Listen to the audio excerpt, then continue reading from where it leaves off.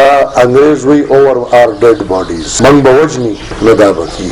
د عوامي نېشنل پارټي خیبر پښتونخوا صدر ایمل ولی خان ویلي دي چې عوامي نېشنل پارټي صدارتي نظام منلو ته قطعا تیار نه دي او دې سلسله کې بدی د مرګ پورې هر قسم قرباني ورکول لپاره ځان تیار ساتي. کوز در چک دره کې د عوامي نېشنل پارټي مرکزی ورکینګ کمیټې ممبر واصل خان د مور لاسکنیوي په موقع چې د اے ان پی مرکزی نائب صدر حسین شاه خان سبزی په شمول تحصیل ادینزه ګڼ شمېر کارکونان موجود وو. دعا وروسته خبريالانو سره د خبرو په موقع د موجوده حکومت تحریک عدم اعتماد مسلم لیگ نون پی پی رابطوں لانگ مارچ کی شرکت بلدیاتی انتخاباتوں حکومت بدلون ملک کے صدارتی نظام اور سینٹ کے اے ان پی سینیٹر بہر وطو په حوالہ د ایمل ولی خان وینا وا د ټولو ناول خو چې نن په کم غرض او په کم مقصد راغلی ما نو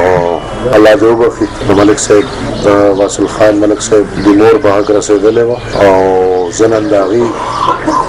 دعا دپاره راغلی یم. الله دې وبخي او الله دې ټولو وارثانو له صبر ورکړي. زمونږ او د پیپل پارټۍ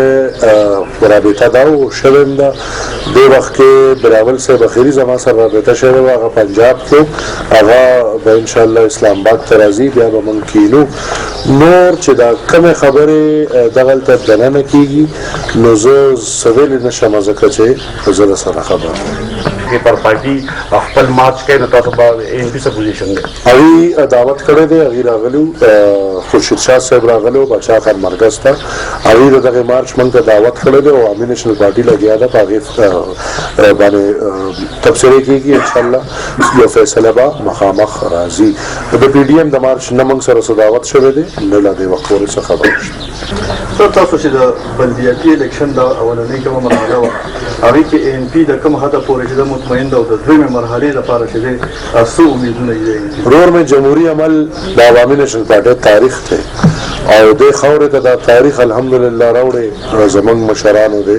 موږ په هر جمهوري عمل خوشحالیږو خو چې هغه جمهوري عمل الحمدلله تاسو کتل چې په پښتونخوا په فیز 1 کې باوجود د دې نه چې مختلفې کیسې وې زموږ مقابله هر اړخ سره وه حکومت سره زموږ مقابله وه پی ډي ایم سره زموږ مقابله وه مذهبي جنونیت سره زموږ مقابله وه مشینرۍ د ټولې مشینرۍ خلاف واحد عوامي نیشنل پارټي ځان له ولاړه وه. الحمدلله الحمدلله زه د خپل پارټۍ د خپلو ورکرانو ډاډ کوم زه ته ډېر مطمئنه یم په کوم شکل چې عوامي نیشنل پارټۍ د دې ټولو هر څه مقابله وکړه او الحمدلله ګټ او بیلات د الله په لاس کې په کومه طریقه چې پارټي اکټیویټ شوه نو زه عوامي نیشنل پارټۍ او د هغې ورکرانو له ډاډ ورکوم. که امید هم نه موږ به ټکټونه نه ورکول موږ به دا دونه لوی پروسس نه کوو او تاسو وکتل چې په دې خاوره واحد عوامي نیشنل پارټي ده چې ټول عمر د دې جمهوري پروسس نه تېرېږي او ټول عمر په صلاح مشورو باندې خپلې فیصلې کوي. الحمدلله د ټولو نه مخکې موږ خپلې فیصلې کړي دي او شوې ټولې فیصلې الحمدلله موږ وکړې واحد د تحصیل بارین نه او هغه به انشاءالله ډېر په ښکلې طریقه کېږي او هېڅ قسمه بغاوت ونه شو لهذا ملګري به مطمئنه دي کمپین به ټول ملګري کو هغه زیم کو هغه حیدر خان دی کو هغه بابک صاحب دی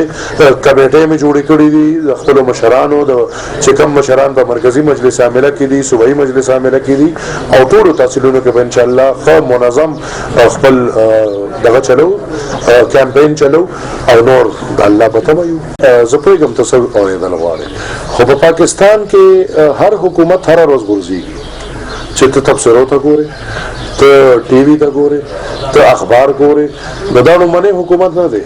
هر حکومت هره ورځ غورځېږي خو دې حکومت غورځېدو ته زما او ستاسو د ټولو عوام امید ډېر دی او موږ دعاګو یو چې زر تر زره دې وغورځېږي ځکه چې دا حکومت په عوامو باندې یو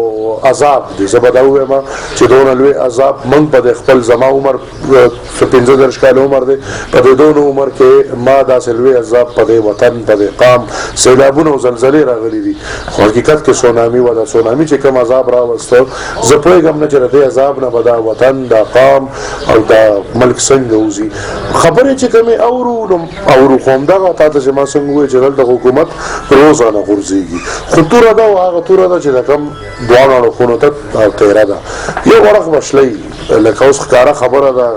ولی خان بابا د خدای وبخي هغه به وي قبر جوړ دی او به غورځېږي زما دا خیال دی چې توره داسې ده چې یو اړخ وشلېږي اوس کوم اړخ شلېږي به انتظار به وکړو انګرېز وایي اوور آر ډیډ باډیز موږ به وجني نه دا به کېږي دا موږ ته د مشرانو نه پاتې کالاباغ ډیم صوبایي خودمختاري اتلسم عیني ترمیم دې لپاره موږ ځانونه وجلو ته تیار یو موږ به وجني صدارتي نظام به جوړېږي سر د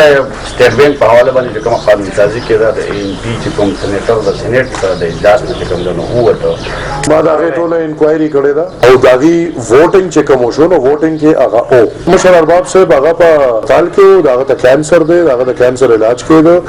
د فلایټ الریډي شیډیولډ او هغه کې هغه ووټ کې اوتره د موجودو خو چې بیا لاړ ورستو نو حکومت خودي خو په وخت ځنه پیغام عین